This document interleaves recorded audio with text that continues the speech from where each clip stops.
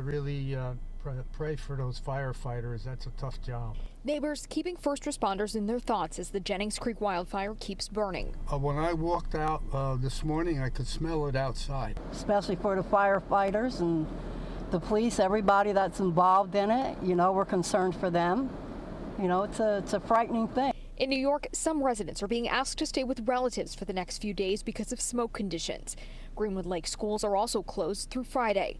New Jersey fire officials say containment lines look good, so they sent crews and equipment to New York Thursday to help out.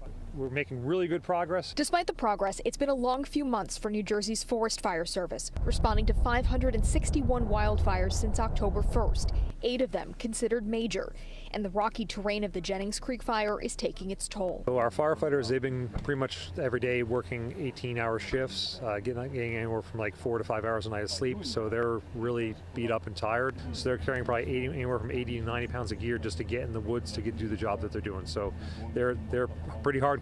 They're really getting after it. Fire officials are asking residents to do their part, avoid outdoor fires, and properly dispose of fireplace ashes as the weather turns colder. Those ashes will stay warm for a few days. Make sure they're in a metal container, they're away from any sort of combustible material, and make sure there's a lid on them so nothing that's inside that container can blow out if we start to get some gusty winds.